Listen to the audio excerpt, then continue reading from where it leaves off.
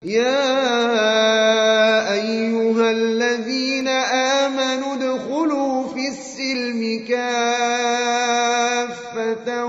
ولا تتبعوا خطوات الشيطان إنه لكم عدو مبين.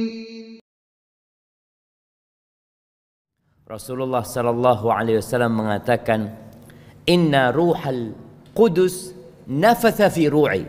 Sesungguhnya Ruhul Qudus, yakni Jibril alaihissalam, itu menghembuskan di hatiku, di jiwaku. Apa katanya? Lan tamuta nafsun. Enggak akan mati. Kita enggak bakalan mati. Siapapun tidak akan mati hatta tastakmila rizqaha. Sampai rizkinya itu sempurna. Jadi nggak ada ceritanya orang mati ternyata dia masih punya rizki di dunia, nggak ada.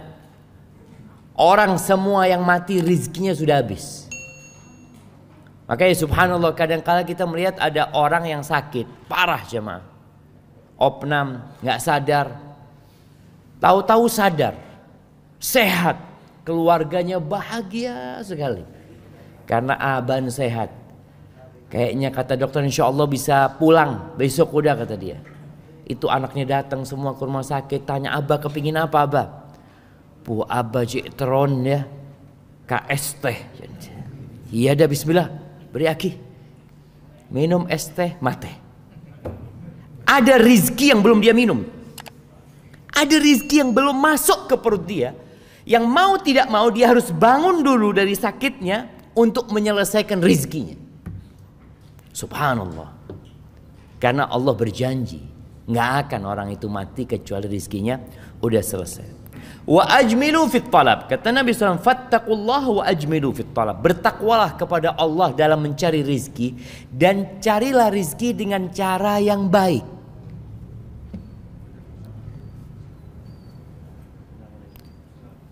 Ya perlu belajar berarti kita.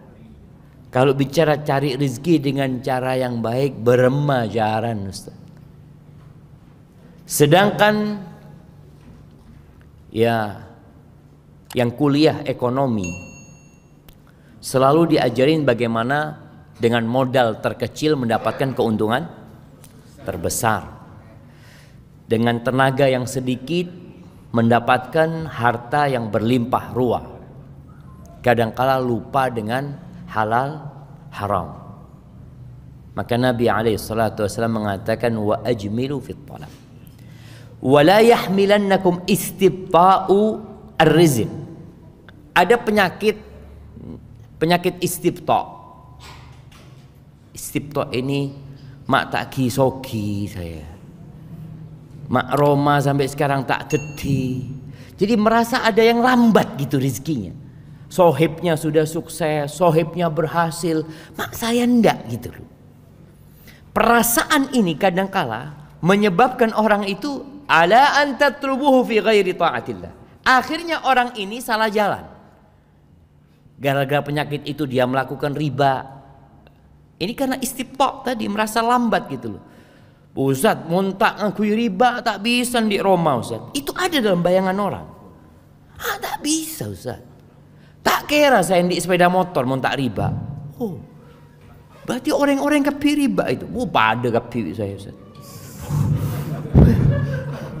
Jadi kadang-kala sebagian orang itu berpikir seperti itu. Maka kata Nabi SAW, jangan sampai kena penyakit itu. Akhirnya kita salah jalan lagi. Fama indallah la yu'khad illa bi ta'atihi. Yang di sisi Allah itu tidak dapat diraih kecuali dengan ketaatan kepadanya. Jadi ahibbati fillah, bicara ekonomi, bicara rizki, kita tahu bahwasanya saya beri rezeki ini siapa? Allah Azza wa Jalla. Bukan tempat kerja kita.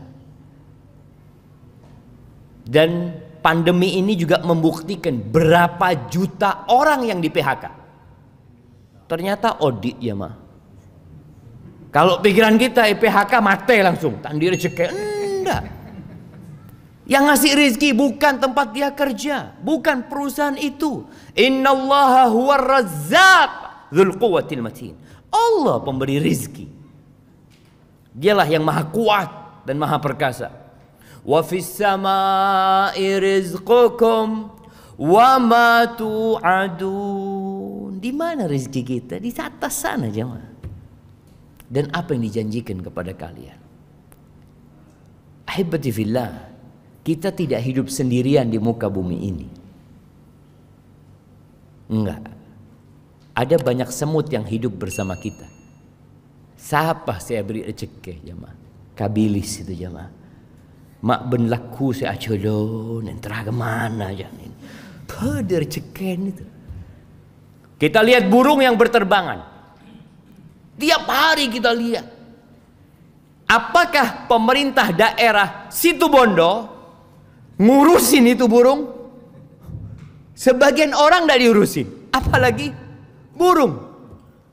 Ya, coba cukup saya beda tasik. Siapa saya beri ngakan? Apa departemen perikanan berlaku entar kata saya beri ngakan? Cukup. Saya beda mengabi cukup tasik. Bagaimana mereka terus mengeksploitasi. Pernahkah orang-orang berpikir, siapa yang ngasih rezeki sama ikan-ikan ini? Allah Rabbul Alamin.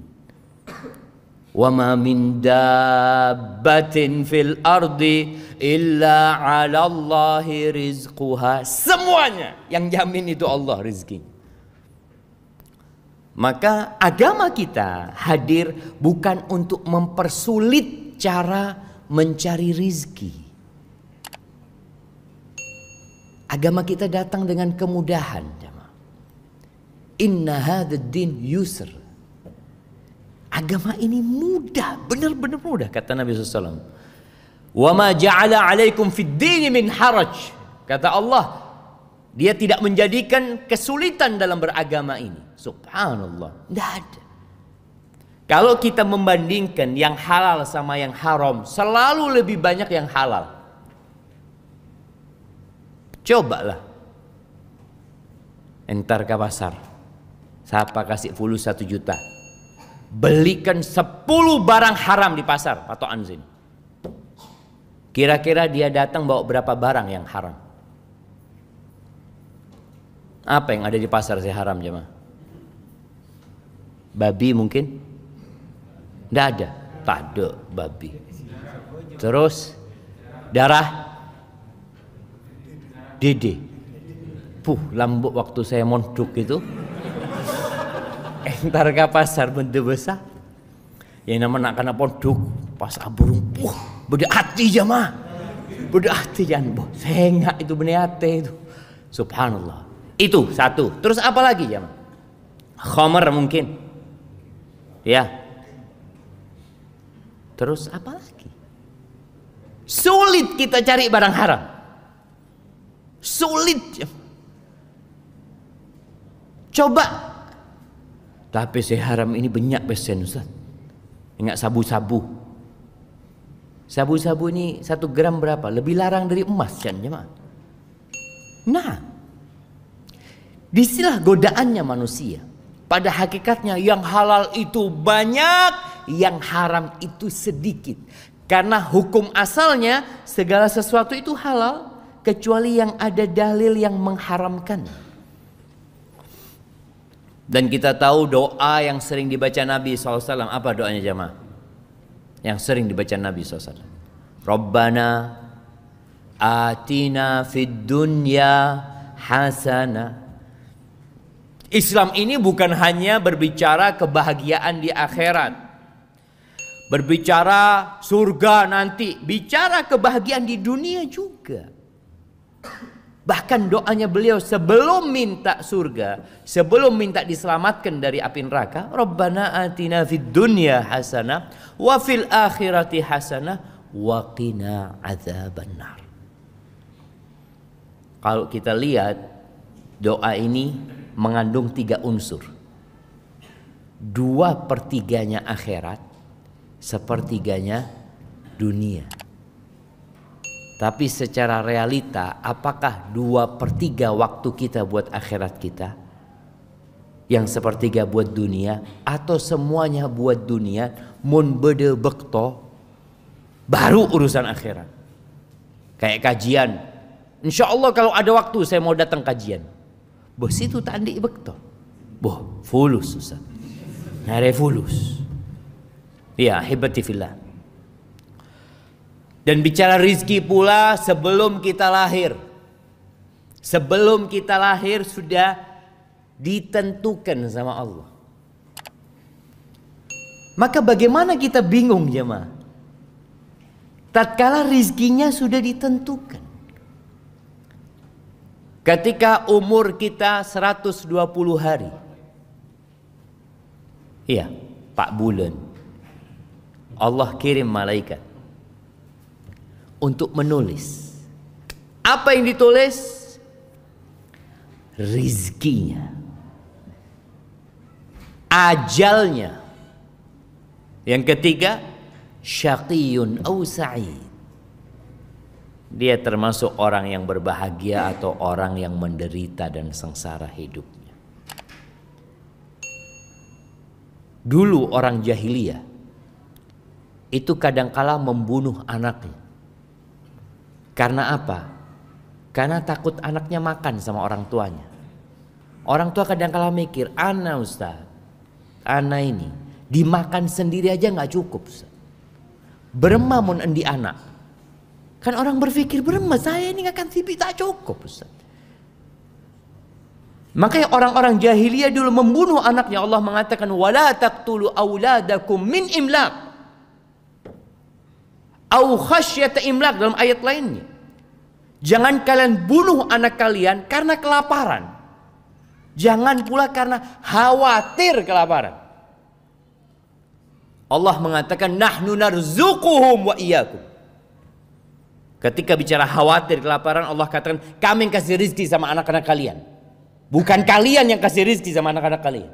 Kami, kata Allah Azza wa Jalla. Dan kalian pun makan rizki dari Allah Azza wa Jalla. Maka subhanallah, bicara rizki ini, di dalam hadis Nabi SAW mengatakan lau anna ibna Adam haraba min rizki kama yahrubu minal maut la adrakahu rizkuhu kama yudrikuhul maut. Andai kata manusia ini lari dari rizkinya seperti larinya dia dari kematian, kita akan takut bi mati. Kalau ada orang yang lari dari rizkinya sebagaimana lari dari kematian, maka rizkinya akan mendapati dia sebagaimana kematian akan mendapati dia. Subhanallah, orang Islam itu seharusnya hidupnya tenang. Bicara bagaimana cara mencari rizki. Bismillah. Jemaah, ada sebuah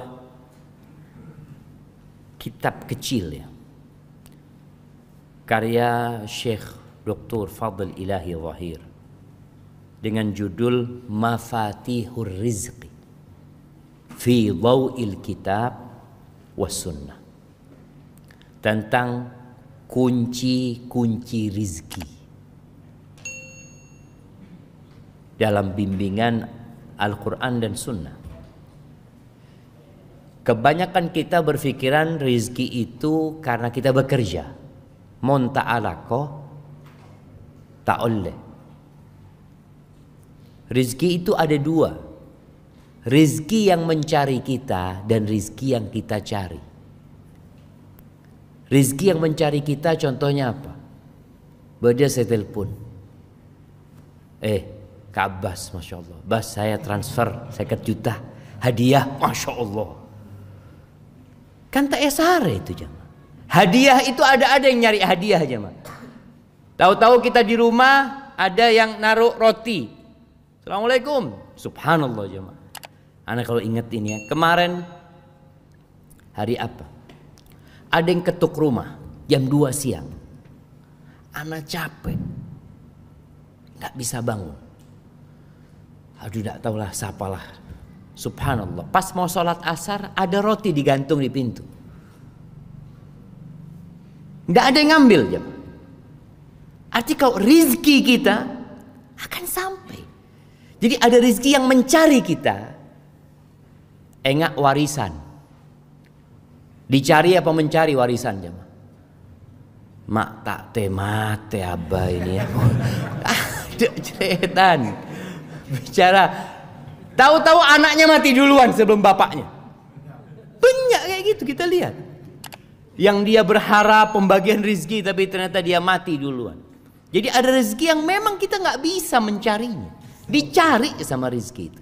Ada rezeki yang diusahakan. Tapi ada beberapa cara mencari rezeki selain usaha. Usaha kita diperintahkan nama Allah Azza wa Jal. Allah mengatakan, "Huwallazi ja'ala lakumul arda dhalulan famshu fi manakibiha wa kulu min rizqi." Kita diperintahkan untuk berjalan di muka bumi ini, keluar dari rumah, alako, kerja apa aja. Kita diperintahkan sama Allah. Bahkan selesai sholat Jumat, apa kata Allah Jalla Jalaluh? Fa idza qudiyatis shalah fantashiru fil ard wabtaghu min fadlillah wadhkurullaha katsiran la'allakum tuflihun. Kalau selesai Jumatan, ngapain? Tetap duduk di masjid, awirid sampai lakuna. Enggak, kata Allah, silahkan kalian keluar dari masjid. Silahkan. Nganu apa? Wabtaghu min fadli, mencari karunia Allah. Tadi ada rezeki yang harus diusahakan. Alako orang itu. Wadhkurullaha katsiran. Tapi jangan lupa, kalian harus sering ingat sama Allah. Memperbanyak zikrullah agar kalian beruntung. Baik. Di sini disebutkan ada 10